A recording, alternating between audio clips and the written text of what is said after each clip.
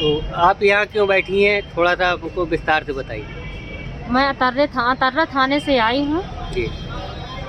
मेरा मामला ये है कि मैं 13 दिसंबर को एक प्रार्थना पत्र दिया था राजा भैया यादव के खिलाफ। जी। प्रार्थना पत्र देने के बाद में मेरी मम्मी की तबीयत खराब थी, मैं गांव निकल गई। गांव से मैं 14 तारीख को वापस आती हूँ।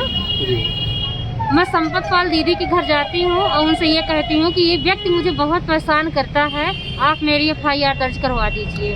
व्यक्ति का नाम बताइए, वो जो परेशान कर रहा था आपको। ये राजा भैया यादव हैं। जी।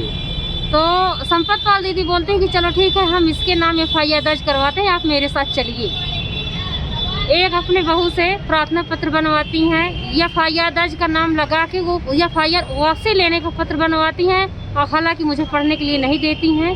हम दोनों लोग साथ में थाने आते हैं। थाने में सब लोग बैठे होते हैं, वहीं पे एप्लीकेशन रख के चुपचाप पढ़ने न देने के बावजूद मेरा साइन करवा लेती हैं। साइन करवाने के बाद में मेरा थोड़ा सा काम था, मैं अपना काम निपटा के जो मानीपुर बस जाती है शाम वाली, उसी का मैं बबेरू बस स्टैंड में इंतज़ार कर रही थी। इसके बाद राजा भैया यादव अपने 4-5 साथियों को लेके आया और मुझे ना जाने क्या सुंघा दिया कि मैं वहाँ से बेहोश हो गई।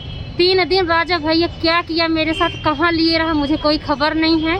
इसके बाद 17 तारीख को सुबह मैं जब अपने आप को देखती होश में आती हूँ तो ओहन के जंगल में पड़ी मिलती हूँ। उस समय मेरी वो हालत थी कि आपसे मैं बता नहीं सकती कि मेरी कितनी गंभीर हालत थी। इसके बाद मैं ओहन मास्टर स्टेशन में मास्टर होते हैं ना, उनके पास जाती, मोबाइल की मदद मांगती हूँ। उसमें मेरे बैग में चंद्रशेखर भैया का नंबर पड़ा होता है, उसी नंबर को मैंने लगाती हूँ, इनसे बात होती है। बात होने के बाद में वहाँ पे मानीपुर थाना, बहलपुरवा थाना, सरैया थाना चौकी की पुलिस पहुँचती है। वहाँ से मुझे जो है बेचैत होश में सरैया चौकी लाया जाता है। जब बेचैत में लाया जाता है, इसके बाद चंद्रशेखर भैया की जिम्मेदारी से वो बोलते हैं कि आपको जहाँ भरोसा है, क्योंकि हमें चित्रकूट जिला में जो सोनीपुर के लिए बात आ रही है तो उसमें हमें भरोसा नहीं, क्योंकि राजा भैया के व्यक्ति हर जगह वहाँ छिछले थे मुझे जान से मारने के लिए। इसलिए बांदा जिला में मैं आई। यहाँ पे DIG के आदेश से मुझे भर्ती किया गया। भर्ती करने के बाद 4 दिन मैं बेहोश भर्ती यहाँ रही। इसके बाद 21 तारीख को मैं यहाँ से छुट्टी करवा के जाती हूँ, क्योंकि वहाँ थाने से फ़ोन आ रहा था। क्योंकि भर्ती के दौरान अतर्रा प्रभारी को सबको पता था कि इस लड़की का अपहरण हुआ है, लेकिन कोई बंदा वहाँ झांकने, शासन प्रशासन कोई मुझे नहीं गया। मैं 4 दिन 5 दिन वहाँ भर्ती रही। इसके बाद यहाँ 161 का बयान थाने में, अतर्रा थाने में जाके देती हूँ। इसके बाद दूसरे दिन मेरी डॉक्टरी होती है। तीसरे दिन मेरे FIR मतलब यहाँ कोर्ट में 164 का बयान होता है। इसके बाद फिर मैं 24 तारीख को अपने गांव चली जाती हूँ। जैसे मैं गांव पहुँचती हूँ तो मुझे गांव में जाके पता चलता है कि मेरी माँ की बहुत हालत ख़राब है।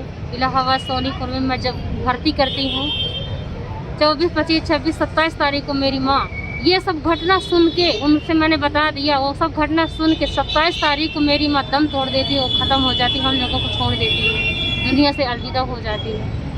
इसके बाद क्योंकि ये लोग जो CO साहब हमारे हैं और जो थाना प्रभारी हैं, वो मेरे अपहरण वाले केस को मतलब कोई ज़रूरी नहीं समझा। जब 17 तारीख को FIR हुई थी मेरी, तो अपहरण वाला केस इन लोगों नहीं दिखाया।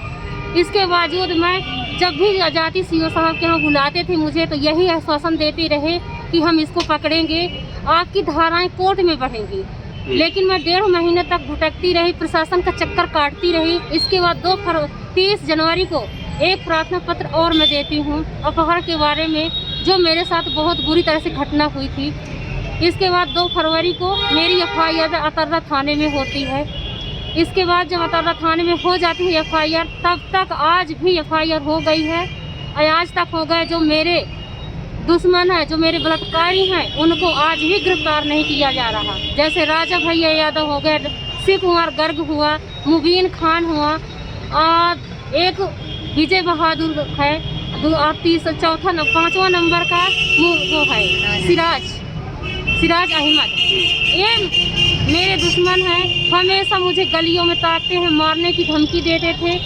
और जो शासन प्रशासन है वो मेरा साथ नहीं दे रहा। जो हमारे CO अतर्रा प्रवीण कुमार यादव जी हैं, उनका हमें एक पल के लिए भरोसा नहीं। कई जगह हमने पत्र दिया कि ये विवेचन हमारा विवेचक बदला जाए, हमें इस पे भरोसा नहीं, क्योंकि जातवादी का पक्ष लेता है, सजाती करता है।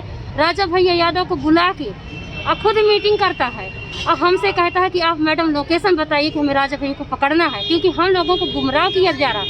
आज 4 फरवरी से आज 7 फरवरी हो गई, आज मैं अशोक लाट अनशन में बैठी हूँ।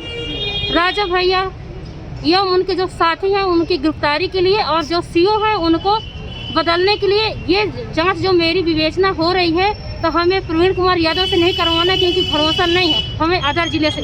मेन प्रशासन से आपका मतलब क्या क्या मांगे चाह रही हैं आप?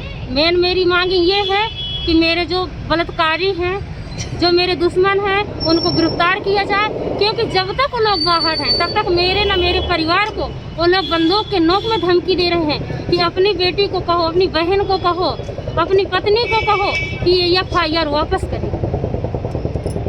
अब बस मेरा अंतिम निवेदन यही है कि CO साहब को हमारी विवेचना न दी जाए, अदर जिले से जांच करवाई जाए।